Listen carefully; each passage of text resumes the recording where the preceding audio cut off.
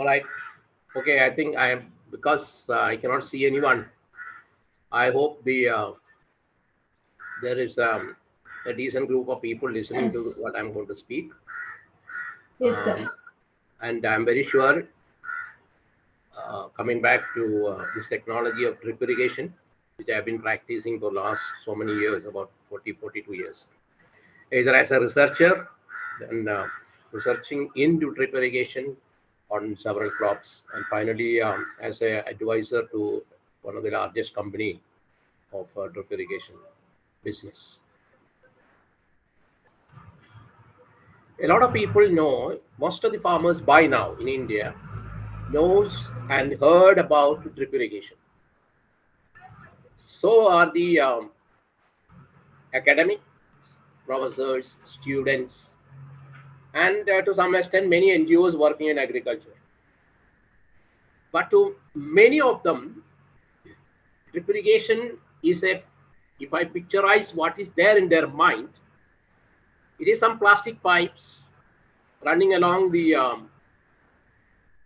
field, maybe a field of cotton or field of sugarcane, a field of banana, and somewhere at the corner there is a pump working with either electricity or diesel, and then pumping water.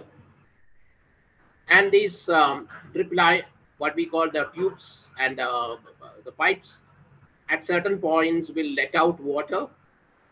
Like in this picture, what you see, one drop is coming from the top to the soil, close to the seedling or whatever crop it is.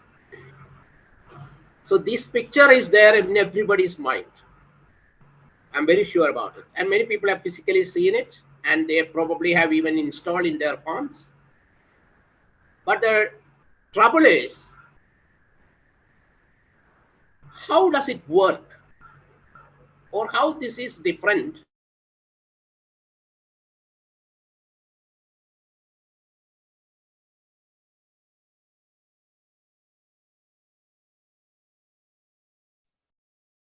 Hello. Sir, are you connected? Hello. Hello. will carry this water along the crop, and then at certain points in the black tubes the water will start coming out. So So sorry to interrupt you. You stopped sharing the screen, sir. Can you please share it again? I didn't do anything. No, there will be one blue color button, sir. By mistake, you press it also, it will go off. Now you can share it again. So I have to do it again. Mm. The slide is not visible now. No, no, it's not visible. Your screen is not visible, sir. First time it is happening, I don't know.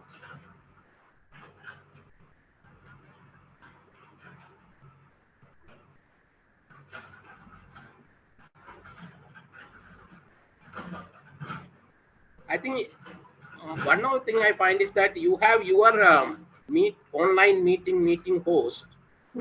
As long as it stays in the screen, my slides won't come. No, no, sir, it will work out. Yeah, there is an online meeting host is keep on coming.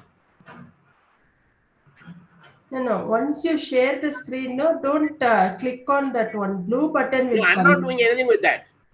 I'm just sharing what I'm saying. That may be a reason, because this has happened before with me. And I'm saying the screen will be, now the screen is under meeting host. That is why it is not sharing. Sir, now you try it, sir. It is still there, meeting host.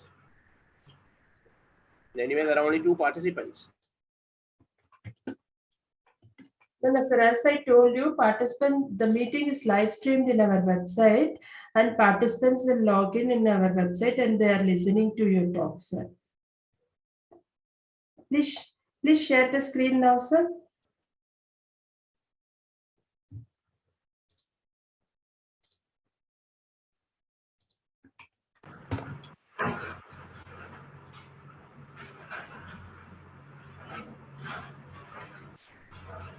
I'm sorry, that as long as that stays in the screen, My screen will not be shared. Rajni, can you just sort it out? Yeah, 1 second.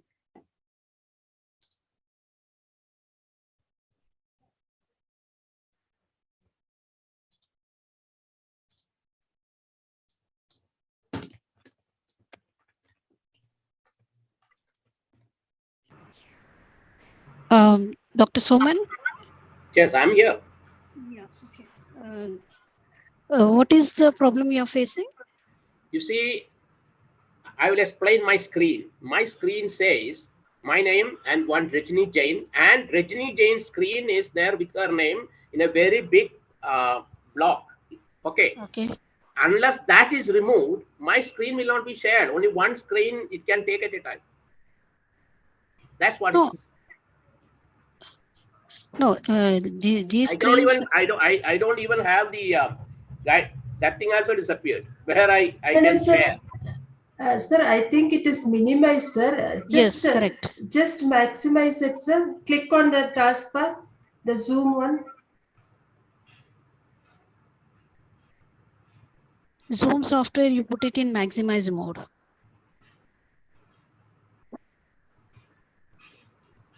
Now I click my screen. It is not in the presentation mode, which I can change it later.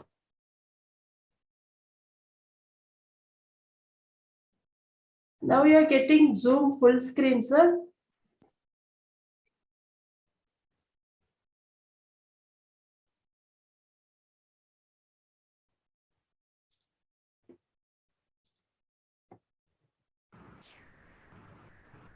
And when I click your screen, that Zoom meeting, again, your screen is this online meeting host is the screen. So let it be there, sir. Below you No. get one option share screen. One green color button is there, arrow. Click on that, sir. This is not the first time I'm doing it. Almost every alternate day, I do some web meeting using other Cisco's and all systems. This doesn't come when I share my screen. Dr. Soman, what you can do is you can leave the meeting and re-log in. All right.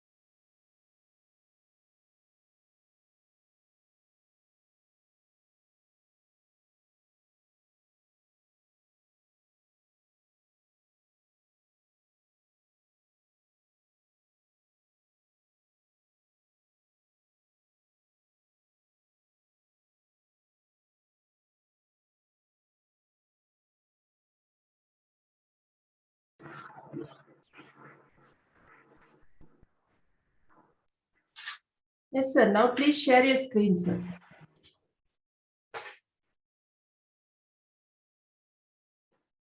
Hello? Yeah, I'm trying again to Yeah.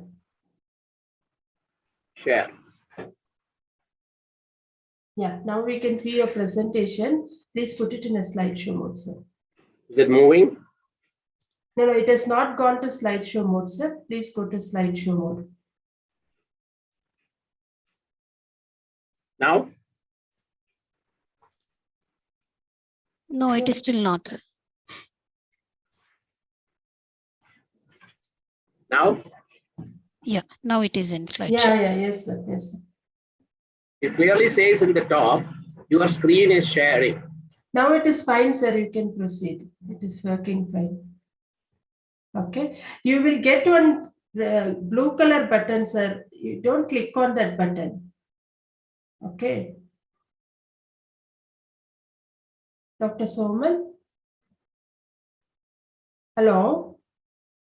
Dr. Soman, are you connected? Hello? It's there. Dr. Soman, can you hear us?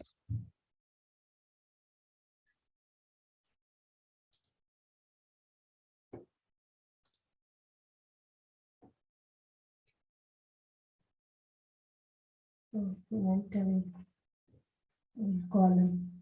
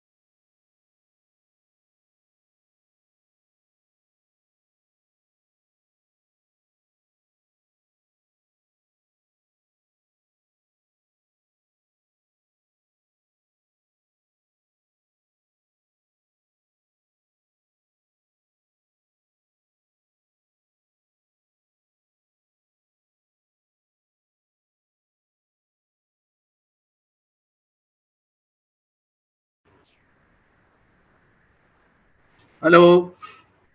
Yes, sir, I can hear you. Can you please share the Because I had to screen? go through the restarting everything, and then I had no idea what is happening. Okay, okay. Now I'm Please trying to share your screen, sir. share the screen now. Now this is the issue. When I click that, the screen will have only your. Okay. Can you see that? Yes, sir. Please put it in a slideshow mode. Yeah, that's where the things get wrong. Okay, I put it. Is it visible now?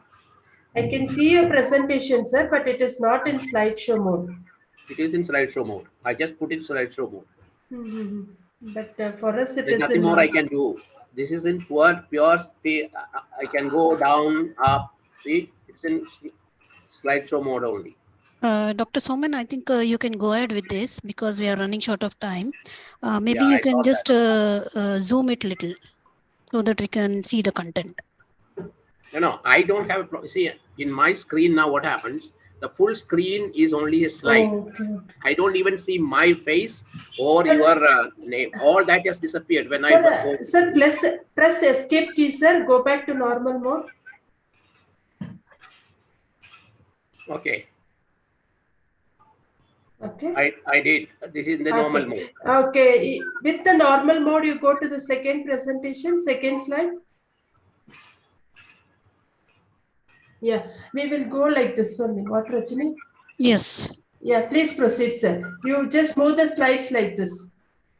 Yeah, that I can. It's an arrow up and down. Anyway, so let me ask you. After I spoke first time, and as people joined, because I saw only two numbers in the people who joined. Sir, I had mentioned you, this meeting is live streamed in our website, sir. So participants have logged in from our website. So in Zoom, Okay. you cannot see the participants. All right. I This is live stream, sir. Okay. Great. Okay. Please go ahead, sir. So as I mentioned, there most people have the understanding of a network of pipes delivering water to the field. This is what drip irrigation most people understand. I'm going to take you further to find it out how scientifically drip irrigation becomes successful and how a successful drip irrigation can increase yield and other quality and all that of crops. In most cases, this does not happen because when drip irrigation system is used just as a conveyance mechanism, I have shown many conveyance mechanisms in the second slide, like the old type of breaking the bund and getting flooding, then the furrow and the ridges, then sprinkler irrigation, then drip irrigation on the surface, then drip irrigation subsurface. The key is that how much water to be applied at each stage of the crop. Unless that is understood by the farmer, and then he changes the operation time, or he practices an operation time which we as technical people, when we guide the farmers, we provide him a timetable on a monthly basis or a bi-weekly basis, every day how much time he should irrigate, because this time he should irrigate changes with the crop's age as the crop matures. So when a crop is only 1 week old, a 1 week old cotton plant and a 3 month old cotton plant, its water requirement on a daily basis is different. Is different due to three factors. One, the size of the crop. Two, the age of the crop. And the third, the environmental condition, especially the evaporation rate when it was 1 week old, and the evaporation currently when it is 3 month old. So in this case, in a flood irrigation situation, the water amount applied will be constant, because just to fill the ground. That's what they do. Fill the ground or fill all the furrows. Here, it is not so. It is based on the crop's demand. The crop's demand changes with the age of the crop. So this has to be understood. Now, how the small farmers, especially in India has the largest coverage under drip irrigation now in the world. Now, this has to be taken as a long time, some 20-25 years, to educate the farmers, so that now they know, most of them at least know, the drip irrigation system is not like the conventional irrigation where you switch on the pump and then when it is filled up, you switch it off. It is not like that. It changes with the time and age of the crop. This understanding, if it is not there, one is not using drip irrigation properly. They are using it as just a conveyance mechanism. And even now, I'm very sure a certain percentage of farmers, especially when they are new in their area, drip irrigation is introduced for the first time, they keep using this as a conveyance mechanism only, getting water from the well to the land. It is not so. In drip irrigation per se is actually irrigating the land at all. You are not irrigating the land. You are irrigating the crop. So crops of need is required. It just like this. A little boy will take a half a glass of milk. When this boy becomes an adult, let us say 17, 18-year-old adolescent, he may need 2 glasses or 3 glasses of milk. Okay, he may not even drink milk. He will drink something else. But then the volume he is going to drink will be different. So that it applies to the crops as well. That knowledge we fully understood, and then how to put the water in the ground so that only root system will get the benefit out of it is what the science of drip irrigation is. Now I showed you the irrigation progress in technology, how that has come. Now, when we are flooding the field, the water has got several ways of escaping from it. The two green parts, which you see, were transpiration from the crop. It is for that we are applying water to keep the crop turgid, and the balanced water goes through the leaves. And some water will go through the surface evaporation. These two components are the necessary components. While water from the surface will move with the wind, or general water surface will evaporate like in canals and ponds or river, or water will go down deep into the soil, infiltration, or very deep percolation. It reaches about 2 meters, 3 meters in certain sandy soils. And sometimes a runoff from one field, according to the slope, it moves away from the field. So the farmer who applied water, we will see his water in his neighbor's field. If his neighbor's field is at a lower slope than this field, this is runoff. Sometimes it need not go to a field. It can go to the channel and finally end up with somewhere in the wastewater. So drip irrigation helps in removing all the red marked losses of water. We are not irrigating for that. We are irrigating only for the green part of the water escape routes in the real sense of irrigation. I hope this is the way we try to explain to people. Now we look at it a different way. So basically, it is water is applied directly to the root zone. It is applied in frequent intervals. It is not today one irrigation, fill the field, after 7 days or 10 days come back and fill the field again. That is not the irrigation method. This is on a daily basis. Irrigation through drip has to be done on a daily basis, because yesterday what is applied is actually utilized by the crop. When I mean crop, is not only the plants, part of the land also comes in that. So the water evaporates through the plant, evaporates through the surface of the soil. So that is used actually. For the next day, you have to apply water again. In certain cases, when there is sudden cloud or cloud cover, evaporation rate on the second day is limited, you can irrigate once in 2 days. Also is possible. But irrigation has to be frequent, not as infrequent as once in 10 days, once in a week, once in a month, etc. That is not correct. And of course, water is applied through a low pressure pipe network. Once you have this is what many people have seen as the drip irrigation system. Now, so it is to increase. What is the purpose of this? Drip irrigation is introduced to increase water productivity of crops. Here is the economics coming there.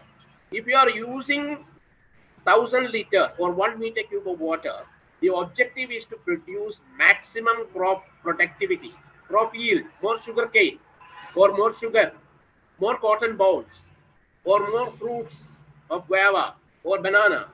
So then only, instead of yield now getting connected to the land area, yield is going to get connected to the volume of water you are applying. That is what water productivity is.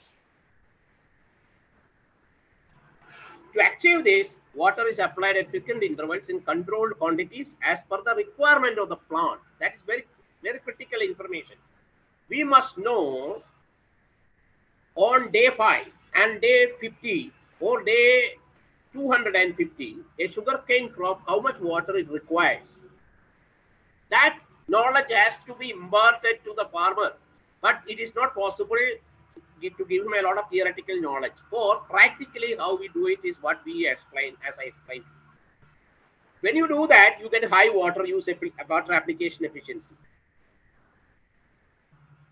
Now let us first talk about the hardware. Most of you have seen that, farmers. There is a head control unit which will contain a pump, a motor to pump the water. Then there are filter units for filtering the water. And then there are fertilizer injectors and valves. Then a water carrier system, pipes which is buried in the ground, mostly PVC pipes, and some cases in rocky strata, etc., where you cannot bury a pipe, you use a PE pipe, polyethylene black colored pipe. It's called water carrier system. Then there's a water distribution system inside the field. This is called the submain system. Finally, through the drip line, the water gets distributed to every crop row. And then, of course, to connect all this, you need a lot of fittings and accessories, which the engineers will tell you. Now, I have shown that head control here. There is the pump I have not shown. The pump, then the filter, the three types of filter. There's a fertilizer injector on the top picture. Then there are drippers. Drippers are two types. These are online drippers where the dripper can be punched in at any location along the line of the drip tube, which you see on the black bundle there. You can extend it along the row of a group of row of mango plants, and near the trunk of each mango, you can have one or two of these drippers. This is online dripping. The second one is the inline drippers, where drippers are already injected inside the tube, where they don't have to be, the farmer need not to do anything. He has to put the drip line along the row of the banana crop or the cotton crop, and then connect it to the system and run the system. Water will come through the places where these drippers, which are multicolored, I have shown inline drippers of red color, pink color, and ash color, different types of drippers. I'm not going into details now. And there is another type called emitting tape, which is a continuous system. And every interval of 10 centimeter or 20 centimeter, you will get laser formed gaps where the water will come out. Where you put a dripper along the drip line, and how close two drippers should be there in an inline dripper. How close? That means every 20 centimeter you can have a dripper. Every 40 centimeter, every 50 centimeter along the line you can have a dripper. This all depends upon two things. One is your planting pattern of the crop. Second is the soil type. We will know more about it. And the understanding this is very, very crucial for the engineer as well as whoever is supporting the farmer, and as well as for the farmer. Then only he will know. Otherwise, he will say a drip is put on, but I don't think my crop is not getting enough water. This is standard complaint, because they have seen only water flowing or water standing above the ground. Both that will not happen when you put a drip irrigation system. Now, the software part. This is what the science part is. This has no tubes or plastics. This is, once you are putting the system, now how to operate the system. To operate system, how long you have to operate the system. Or what crop you are, this is where it is. Irrigating banana crop is different from irrigating sugarcane crop. Irrigating rice crop is different from irrigating brinjal or okra, for that matter. So what I'm trying to tell you here is, in a normal conventional irrigation, irrigating wheat or rice or banana, also same. It is just allowing water to flow into the gaps of the land. Here it is not so. It is crop specific. Now, this is just to make people understand that what happens when water lands in the soil. You get the water split into two major components. The major component is actually gravitational water. Imagine what soil is a drum, and you are pouring water into that without knowing any of these things. So most of the water will go down the soil profile, straight deep into the soil. This is called a drainage. And this is called gravitational water. Water gets pulled by the gravitational force. This water is not at all available to the crop. Crop may be there, but he won't get that water, that component. When that drainage completes and the soil is just wet, we call it as a field capacity. The soil has taken and holding it to maximum water it can have. This maximum is not a constant figure. It will change with the soil type. Sandy soil will have one, clay soil will have a different one, like that. From there till From there onwards, the roots will start absorbing the water. You can take it, it's called available water, till a time when the soil becomes dry physically, and that is called the permanenting point. This is all scientific. You can forget about that. From the field capacity to the permanent wilting point, whatever water is available among the soil particles or soil aggregates is the water which is actually the crop is utilizing it. So this clearly shows that when we did not have a technology like drip, we were providing excess water gets drained off, some water will be held from the field capacity to the permanent wilting point stage, and that water the crop uses it. Next time when it reaches PWP, that is wilting time, or just before wilting, you irrigate again. This happens. Now, at that time, why we are using we did not have a technology to give only the available water fraction in this drum, like in the soil. Only the available water fraction, we didn't have a technology. With an advent of drip, we have now a technology when properly estimated and used. We did not give the gravitational water component, which mostly it is 40 to 50% of the total water given. You can give only the available water based on each soil type. I hope you understand. This is exactly why drip irrigation is scientifically, when it is used, it gives you water economy, and it is very huge actually. Now I just mentioned this, I'm not repeating this. Now there is another interesting thing. Now most people understand that plants grow in soil, and soil is one compartment where water is given, and the plant is another compartment, and the plant water moves to atmosphere, which is a third compartment. But in real sense, when the crop is grown, as we call it in crop physiology, there is nothing like compartmentation. It is actually a continuum from soil through the crop to atmosphere. Water keep moving. Every time when you see now a tree or a cotton plant or an okra plant, you have to visualize that happening. If the soil has got available water, that water will pass through the crop, move away, move out from the leaves into the transpiration stream, through the transpiration stream into the atmosphere. So this continuous activity is what we are looking at it. And if this continuous activity is not interrupted by lack of water or what called drought or dryness of the soil, then the crop will steadily grows and produces more. That is why all drip irrigated crop will have higher yield than when it is irrigated with flooding.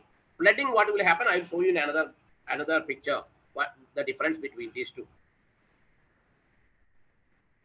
But one must understand, wherever, suppose you are growing tapioca in Salem, or sugarcane in Erode, or apple in Shalimar, which is near Srinagar.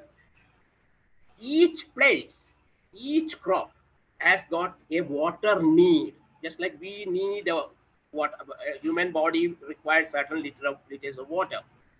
When you are in Thar desert in Rajasthan, your requirement of water will increase because body is losing water faster there than when you are in Himachal Pradesh in the winter, where your body water use is lesser, so you drink less water. The same thing applies to the crop. I will show you with some actual figures how this is different. Unless this is understood, this water need of the crop in each location or each ecology, drip irrigation cannot be practiced successfully. That is why initially there are a lot of criticism about drip irrigation. It's not doing much and all that. But now all that India has gone through that. People have technical people have worked with the farmers, and the farmers understand this. Now there is one component in the weather variables. Weather means temperature, which is the heat. It is hot or cold, that's temperature. Windy or no windy, high sunshine, low sunshine. These are weather variables. There is one other thing called pan evaporation or evaporation. Evaporation is the amount of water escaping from the surface, whether it is surface of the crop or the soil, into the atmosphere. That is evaporation. And that component will decide the crop's requirement of water, even your water requirement, where you are in Thar desert or you are in Simla in the winter. So that your intake of water will depend upon the amount of water the body is going to lose. Similarly, a crop which is grown I'll show you a classic case of potato in two different localities later. You have to understand the evaporation of the locality will decide the crop's need for water, how much water each crop requires. That is why a sugarcane grown near Kaveri delta of Erode and a sugarcane grown in the coastal part of Gujarat near Surat or one of those coastal districts will use different water. Similarly, a sugarcane grown in the eastern coast of Tamil Nadu and sugarcane grown in the deep Tamil Nadu Madurai, the same variety of sugarcane will use two different quantities of water. Its requirement is less because it is not the crop which decides the requirement. It is actually the locality through the evaporation. When evaporation is high, water requirement of the crop will be high. When evaporation is low, water requirement of the crop will be less. I hope that that will make you understand that. Now this is how, but this is the evaporation of the crop, which is very difficult to measure. So we have an indirect way of measuring. We measure evaporation called a pan evaporation. Most of the weather stations, whether government weather stations or university stations or institutions like ICRUSAT and all that, you will see weather stations having a pan like this. As I showed you in the picture, I'm not talking about the detailed content and there are some standards. And you fill the pan every day below 5 to 7.5 centimeter from the rim. And next day when you go morning, you will see the water level has come down. That much water you add, again bring it to the original level. So the amount of water you are adding to bring the level in the pan to the original level is the water which was evaporated the previous day. And this is pan evaporation. This is not crop evaporation. But by measuring and converting pan evaporation into crop evaporation by FAO, they have put some standards which we use it called a pan factor. Usually, if the crop pan evaporation measured is, let us say it is 10 centimeter water or 10 millimeter water. Let us take the lower end. 10 millimeter water is escaped from the pan by 24 hours. 7 millimeter would be equivalent to the crops which is standing nearby in that location. That's what almost the pan factor is almost 0.7. Some places 0.75 based on it is temperate or it is tropical and all that. I'm not going to go into details. Then, so when you have the crop water requirement will become the pan coefficient into evaporation measured on a daily basis in millimeter. Then you have to convert that into a particular crop. The crop, bananas, requirement of water is different from cottons, or bananas water requirement is different from brinjal, which is growing in the adjacent field. Even though evaporation is same requirement, this is done by a ratio called a crop factor. Each crop has got a crop factor, and crop factor will change with the age of the crop. Again, I won't go more detail into it because the time doesn't allow. Then there is a size factor. A size factor is, I'll give you a very satirical example. You take two 5-year-old boy. Boy number one is very lean and he can eat only 2 idlis or 3 idlis in the morning. He is the other boy of the same age, but he is very bulky and his physique itself is very very big. Even though he's of the same age, there are plenty like in the villages, and he needs about 7 idlis. So a 3 idli boy and a 7 idli boy, both are same. Both are 5-year-old, but they have canopies different. The body size is the canopy. I will show you that in the photograph. So that also, canopy is actually the area shaded by the crop. One single plant or the entire wheat plants in an acre, or one mango tree under the how much is shaded. So that also affects the water requirement of the crop. In other words, a small area plant using only about a 2 meter square area will transpire certain amount of water. But there is another mango tree on the side of the same age, but it grew very well. It has 5 meter square surface area.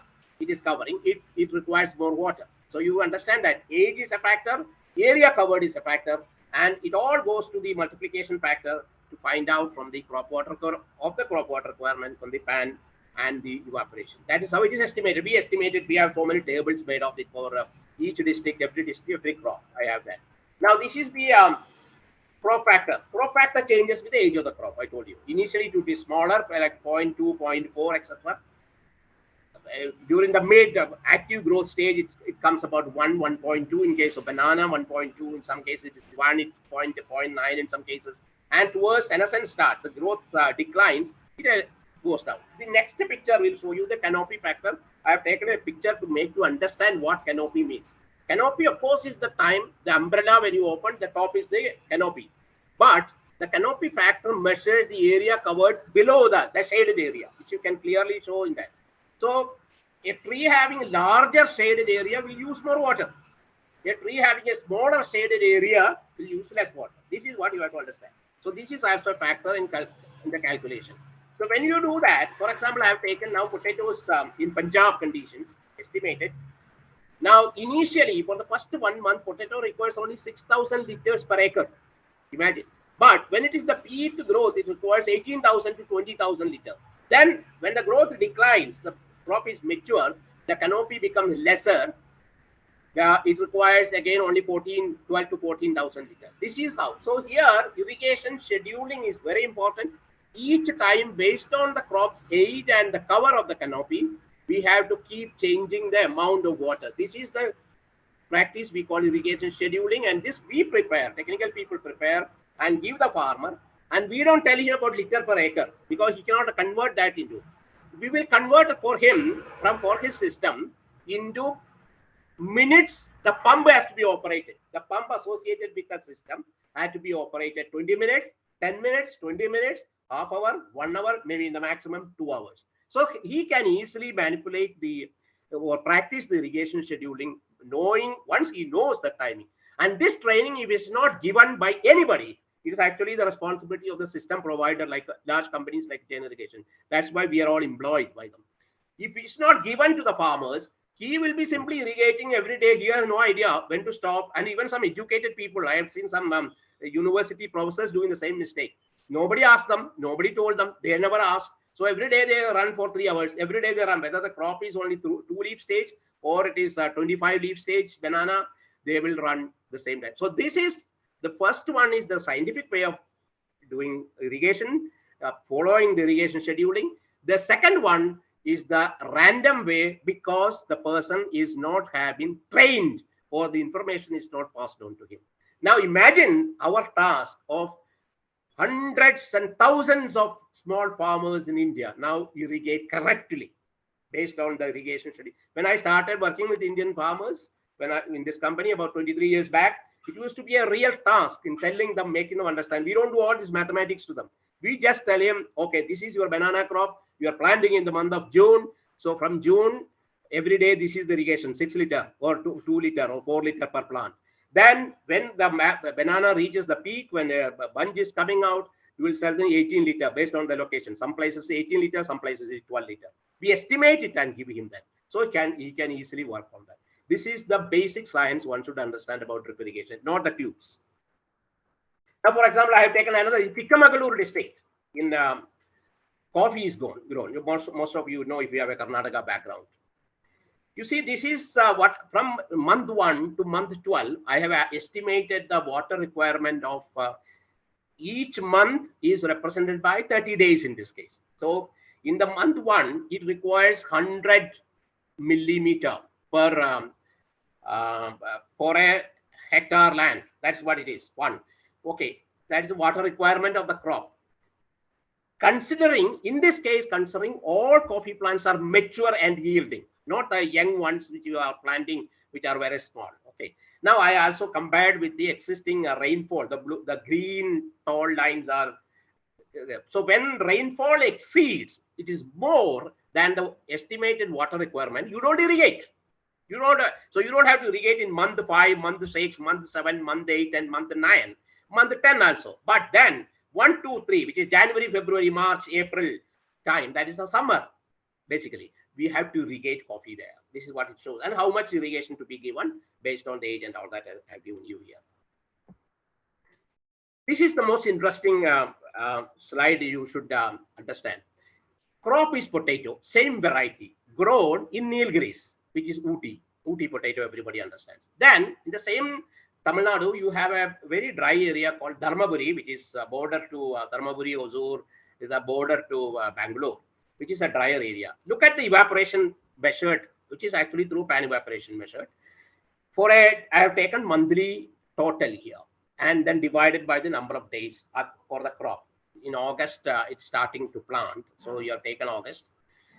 Each day it is 2.6 mean millimeter of evaporation per day in the month of August. In Ooty is 2.6 millimeter. Ooty is a very low evaporation area because it's cold. It is on the altitude, high altitude. In September it is 2.9, 2.7. If you use that for the same variety, you are getting in terms of sprinkler or in terms of drip, whatever it is. I've taken 46,000 liters water you have to give in August, but per acre. And in the month of October, you do actually about 3.5 lakh liters of water. Now, the difference in this case is not that. Monthly difference will come anyway, we know it. Imagine the same crop, potato is grown in the same month, similar growing period in Dharmaburi, which has got a very high evaporation. So there is absolutely no difference in the crop or in the sowing time. There may be some difference in the growth rate, how fast the Dharmaburi potato will grow with the, let us not talk about that. Main difference is the evaporation, because evaporation, pan evaporation is different in this very drastically. It's almost 4 times, 2.6 and 8.8, for example, in August daily. The amount of water to be applied, the crop's water is also different. So this clearly shows to you, I brought this slide only to point out one thing. Potato doesn't have a single figure water requirement for all parts of India.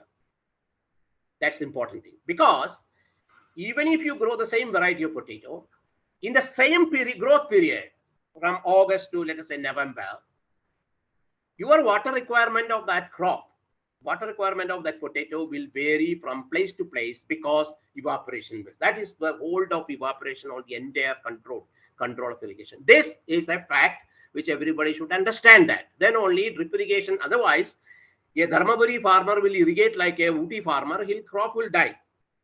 While a Ooty farmer will irrigate potato like a Dharmaburi farmer, and there also the crop will die because of excess water. He will be applying excess water. This will not happen because we are there to control them. Now, another thing I have to make. The top figure, the black histograms, are actually the water requirement in millimeters total required for sugarcane. Suppose you are planting sugarcane December end or January first week. In January, you require something like 50. In the month of June, I'm not considering rainfall here at all. That will I will explain to you later. It requires 200, 4 times more water is required, because the sugarcane is grown. This is actually based on the sugarcane grown in a district called Sivagangai in Tamil Nadu. These are data which I started collecting from the field. This point I'm making is that normal curve situation, like 50 to start with, and then peak is 200, and then again as the sugarcane grows and matures, it again comes down. The 2 reasons: one, it is maturing, it is senescing, its water requirement will go down. Second, the evaporation is also changing. December, October, November, December, the evaporation rate of any place will be lower, because that is where we get winter season, lower evaporation.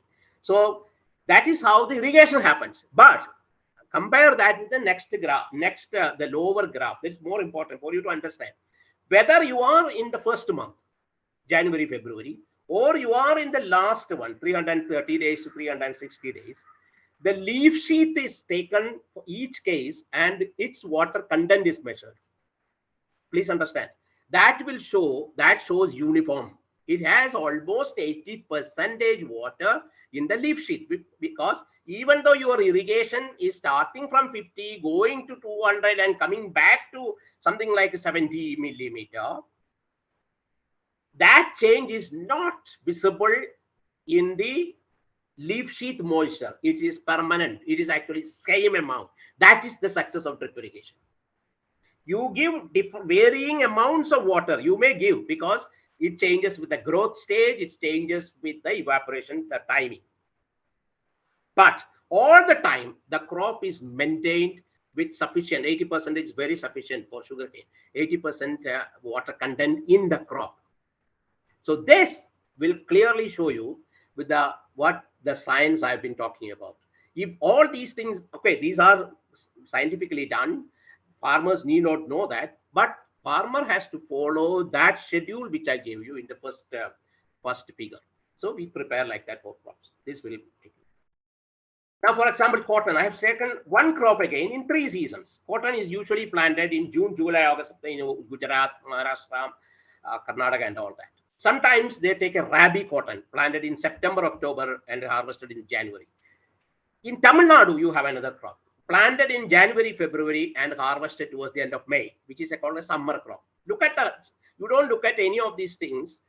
3 seasons are given for the same cotton crop. But see the water requirement is because the evaporation changes. Even for one location, the seasonality comes here. For example, the highest water requirement is 15,327 in the month of September. Liters per acre per day is required if you do a June, July crop.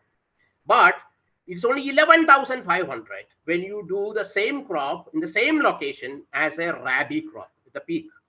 But if you do in a summer crop, it is 23,529. See the variation in the crop's water requirement based on the season.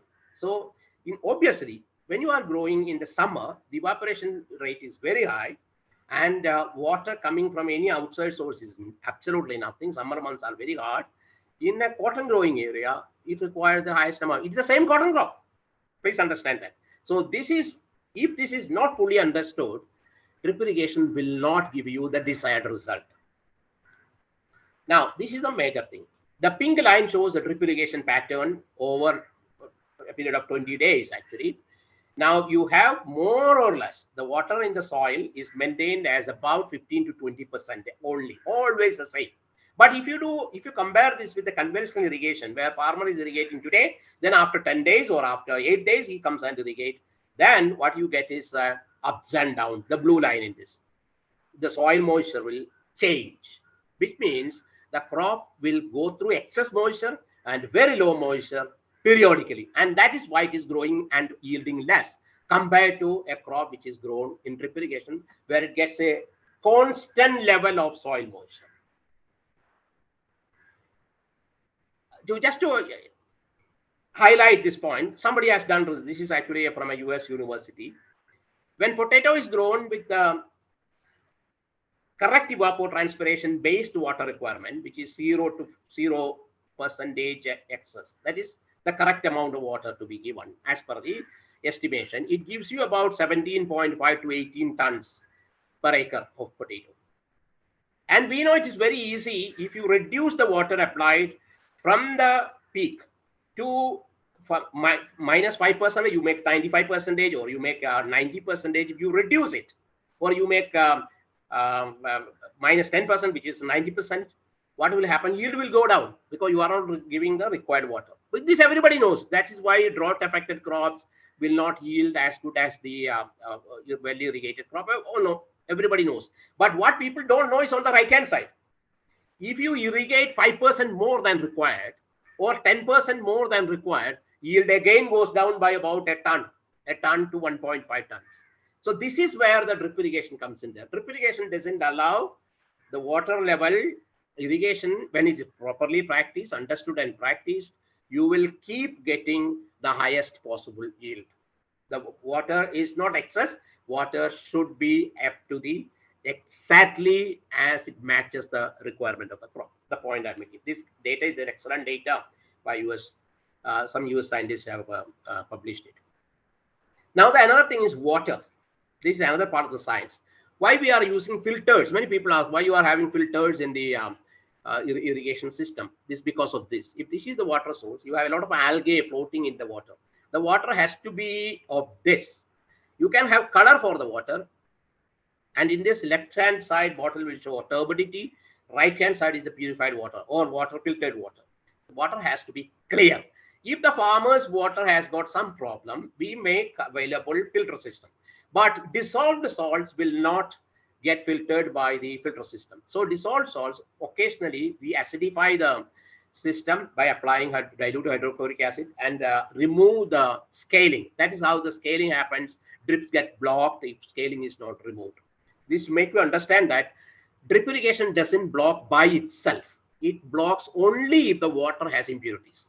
And we have to remove the impurities, or we have to treat the system in terms of dissolved impurities. Dissolved impurities, just like adding sugar into coffee. You can add it, but after adding, you cannot take back the sugar from the coffee.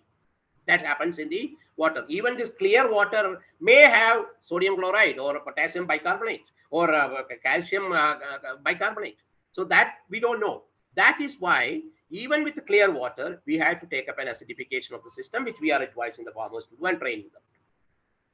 Now, design simply means you calculate the peak water requirement, which I do for our engineers.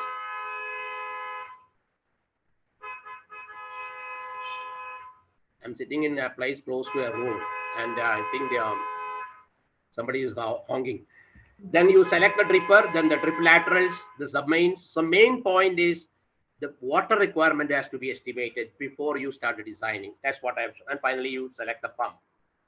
Now, when you do all these things and irrigate only up to the field capacity, that's what drip irrigation does. It doesn't do any excess water. You will get air, soil particle, and water film onto the soil particles. This is the right way for irrigating, not flooding. No water should be suspended above the ground of the soil.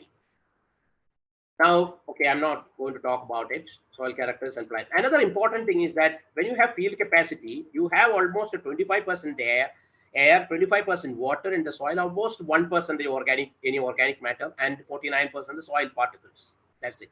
When you are flood irrigating, what will happen is that the 25% air will be moved out of it, and you are getting 50% as water, which means plant roots don't grow. They face an anoxic situation called anaerobic situations, so that plants will die. Even if some of the crops may survive, they will not be growing during the period. That's why yield is going down. So this drip irrigation, when we are properly doing with plant water requirement, you take care of the system. You give a balanced soil water system for the roots to grow. Now this is the example: saturation water, the extra water, the green drops which is coming and will get collected. Any soil you will see that. And this is the field capacity. All the granular spaces, the space between the areas, which we call the air spaces in the soil, will get filled with water, most of them. But when it is completely at wilting point, dry, all the water is utilized.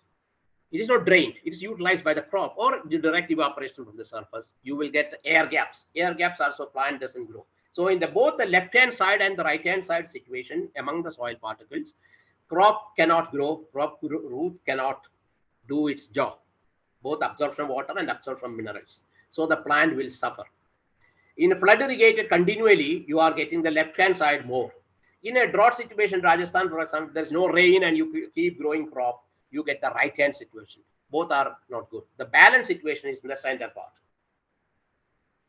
Now, another thing many people ask is that where does the root grow? Why are you giving water to the surface? So the drip irrigation usually gives the water, the drip comes onto the surface and then it moves down. You see, that's why this picture I have taken, and I've been talking about last so many years to make people understand. The rhizosphere for any crop, this is just an example. It can be a sugarcane or it can be a maize plant or whatever. The maximum extraction of the moisture takes place from the top portion of the root system. That is where the active roots are there. It is true with the mango. It is true with coconut. It is true with the arecanut, or it is true with the cotton. It is true with the pigeon pea, tur dal, or any crop for that, rice, any crop for that matter. As you go down, the percentage extraction of the moisture of the total extracted by the plant become less and less by about 40 centimeter, hardly 10 centimeters. So water need not go to that deep. This is the theory. Another part, science part, one should understand. Even if you are giving water from the top down with the drip irrigation, it's okay, because that is the first part, first 10 or 15 centimeter in the soil column is from where the crop takes maximum water. So you should know the root. When for actually designing a good system, advising farmer, we should know the root depth of the crops, rice, potato, tomato. These are shallow root plants, hardly 50 centimeter root depth. Then you have a medium type, about 60, 80 centimeter green gram groundnuts and millets. Then you have deep sorghums, maize, sugarcane, cotton goes to more than 1 meter. So there, even if the water goes a bit deeper, it doesn't matter. But in the shallow soil type, rice or the crops which I showed you, where the water should remain, the moisture should remain in the where the root zone, so that maximum benefit you will get it. So this is just some data. Now there is another issue on this. You have many different types of soil from the textural side.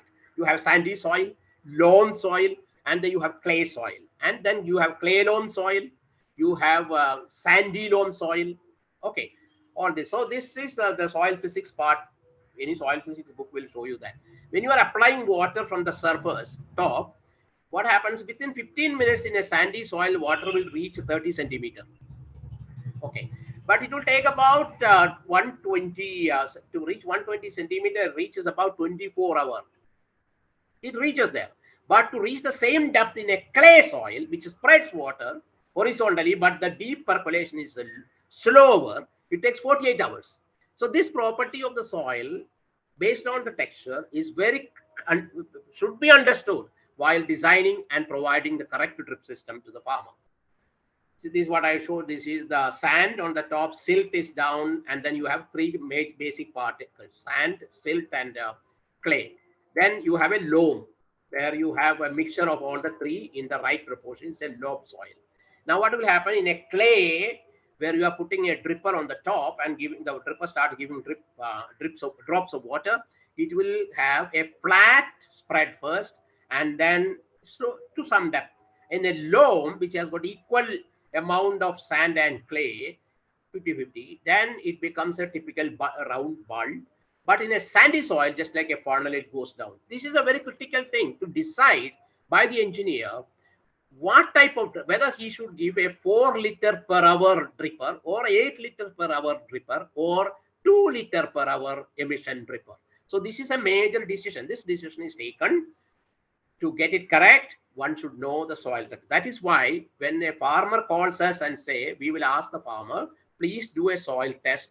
In cases where he cannot manage, we take the soil and we do the testing. We have been doing that also. So to understand what type of dripper and what type of dripper emission rate, liter per hour from the dripper should be given. Now, sometimes in a very sandy soil, it becomes very difficult to give an appropriate system. So we will ask the farmer to modify his soil texture and the surface soil by adding organic manure. Here's some manure, maybe wood ash, or he has added vermicompost, or even cow dung, powdered cow dung. When you add, you are changing the texture of the soil so that the moisture will be held in the top surface. Even in a sandy soil, it doesn't go below the root zone. If the moisture goes below the root zone, it's a waste. Now, this is why the dripper is coming. This is the wetting pattern. Let us look at the real thing. This I have taken in sandy loam soil in Rajamundry in Andhra Pradesh. We have done a lot of research on this thing. I've been doing for the last 25 to 30 years on this. Now, one dripper has given water for almost 1 hour. And this is the way the water pattern, if you can see clearly, the water pattern has gone down as well as to the sides. This is the best way. That is where the roots are going to be. I don't want the water to go beyond this below. Now, what will happen here? Here also the same time is given, but the water has only stood on the surface. It did not go below. It's because there's a hard layer below the soil, just below where the water is injected. There's a hard layer. Water is not permitted to move down. Percolation rate is obstructed. Percolation is obstructed or infiltration is obstructed. So the water will remain on the surface. So in such cases, we will ask the farmer to plow the land with a deep ripping plow and break that plow. All these are coming part of the service. Just to make you understand, this is the way it is in a well-prepared soil. There, after a dripping point, you get some a shape of that, but where the black dots are the moisture particles moving around. While in a cloudy, poorly prepared soil, water doesn't move. It's still, whether you give 1 liter, 2 liter, 5 liter, it will still sit on the surface because water cannot jump from one cloud to another clone. Clone is a large piece of dry soil. That's the clone. It cannot jump. Water cannot jump. It can only move passively into that by the force of gravity. So it doesn't move. That is why soil preparation or land preparation is very critical for successful cropping as well as successful drip irrigated cropping. Now, this is what we expect to happen, where the matching the root system spread is actually matched with the moisture pattern developing. If we can get this the best, the crop will give the highest yield. And that's what the basic science about drip irrigation. So sorry to interrupt. We have completed 1 hour, sir. I can stop here if you think that time is up. You can quickly wind up, sir. Okay. There's You nothing can conclude it, sir. These are scientific things to make people understand. I may have to explain. So I probably prefer to stop there rather than going to the next part. 1 or 2 questions, I'll take it up, sir. Okay. Thank you very much for your presentation, sir. I will take up 1 or 2 questions from the participants. So the first question is from one of our member, Mr. Mohan Rao, is asking, could you please let us know cost factors between normal with the drip irrigation for 1 acre? The cost cannot be given on a scientific meeting for 2 reasons. I don't even know which district he is coming from. Suppose, I'll explain that, why it is difficult. Suppose he has a sand, that is the next thing I wanted to explain to you, and you are not allowing me time, then I'm going back onto that. Okay, you can do it, sir. See that this is a sandy soil. Just to, I'm answering his question only. Yes, the sir, sandy please. soil, water spread will be lesser. So what happened? You need more drip lines to cover the entire line where he is planting. Suppose he is doing like this in a different soil. This is a different soil where more clay is there in the soil. So with 1 drip line, it moves it. So I'll just explain.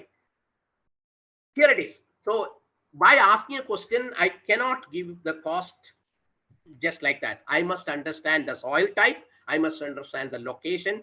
And then I estimate the cost of the amount of water required. And he didn't even say which crop. Then how do I say? A crop like a coconut, which is grown at 25 feet apart or 30 feet apart, will have a very low cost because the drip lines needs to be only the space in the coconut. While a brinjal crop, which is grown at every 75 centimeter a row, you need every 75 centimeter a drip line. You understand that? The cost goes up. So without saying the crop and the soil type and the location, it will not be possible to say not only for me, for anybody for that matter. That is why if Mr. Mohan Rao says that I need a system, I will call the location engineer and ask him to go to his farm, find out all these, and then work out the cost and give to him. Now, for example, in this figure, sorry to interrupt, sir. Mr. Mohan Rao has replied. He's from Onglo in Andhra Pradesh. Very good. But that is not enough for me. What crop? Okay, sir. Even then, I'm not going to give him a figure now. Okay, sir, I am sharing your contact details with him, sir. He can establish contact with you. Okay, I'll move on to the next question, sir. As a chief agronomist at Jain Irrigation Systems, what are the main activities you are involved in the company? Fantastic question. I do a lot of things. I'm in charge of the training of farmers, training of government officers, training of water management institutions, including international institutions. I train them on drip irrigation. Number 1. Number 2, I go to train farmers in the field, on-site training as well as classroom training. Then for every system, Jain Irrigation is designing for a farmer in Punjab or in Maharashtra or in Andhra Pradesh. I have to provide based on the crop and the questions I keep asking them. They will give me the details. I will estimate the water required by the crop for each day of its life and give the table to the engineer, and the engineer pass it on to the farmer. Initially, field visits were more in such cases to make the farmer understand. I will also tell the farmer and train him to do the maintenance of the drip system, when to inject acid, and how much acid is required, why his system needs acid injection based on the water. Because first thing we ask is, give us, even Mr. Mohan Rao is listening to it, I need a water test report, Without wasper test report, system cannot be designed, a real system. So I have farmer training, farmer extension programs, and then training of, and then developing new crop systems. Each crop, Jain Irrigation gives a drip system. We test it in our own R&D farm. We have a huge R&D farm in Jalgaon, Maharashtra, in Tamil Nadu, Coimbatore, near Coimbatore, and we have one in for North Indians in Alwar, Rajasthan. These places we actually ourselves put that crop and grow with the drip irrigation and study all these things. Then only we take it to the farmer. For example, we cannot grow apple in any of these places. That is why we are collaborating with the Shalimar University, where we are putting drip system for two major crops, apple and the other is saffron. Saffron is can be grown only in Himachal or in Kashmir. Why we are doing it? We are thorough with the requirement, and it is scientifically based. So I do research, I train, I do extension. And I have a team of people whom also I train. So we have about 100 people trained, putting different parts of India. By the way, my responsibility is not only for India. Jain works in about 120 countries, and I have this agronomy responsibility for all these countries. So I prepare, before this talk started, I was preparing a presentation for the USA, Jain USA.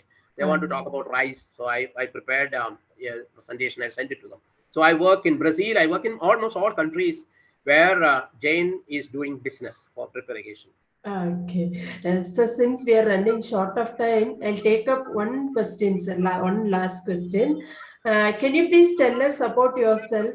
What made you take an interest in this subject? Sorry, I didn't get the point. I didn't get your question. Can you please tell us about yourself? What made you take an interest in this subject? All right, that's a long history. I don't know whether you have time to listen. Okay, I will just put my my biodata onto the. Okay. I have a PhD in agriculture. After I had MSc from Kerala University, I went to UK in Reading University. I did on plant water relations, the same topic which I was talking to you all this time about crop evaporation and all that. That's my PhD a long back. Then I worked with ICRISAT, which many people know, in the International Crop Research Institute for semi-arid tropics. There are 17 institutes. One of them is in India, in Hyderabad, as well as in West Africa. I worked as a principal scientist there on the same area. Then now I'm working with Jain Irrigation. I told you I'm chief agronomy, leads research in developing cultivation packages with the micro irrigation. Micro irrigation assisted cultivation package is different from the general cultivation packages. So we had to prepare. I prepared for almost all the crops, and I even have 2 books published, which of course, if you're only interested, I will show that. On there is another aspect which I didn't even talk about it.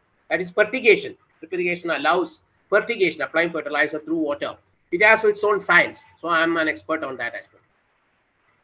Okay, that's what I do. And what interested me is that from the day I started researching into plant water relations, I realized that how to reduce water application rate so that you apply the correct amount of water for a crop, then you get the best possible result. And I consistently showed it to almost 63 crops by now. And then that is the interest I have. That is why and also I always liked to work with farmers. It is easy to make them understand than even probably technical people. Okay, that's very great, sir. It was a very nice presentation. Thank you very much. On behalf of agricultureinformation.com, we like to thank Dr. P. Soman for the talk and for answering the questions. I like to also thank all the participants in this meeting. This meeting will now be closed. Thank you. You're welcome, sir.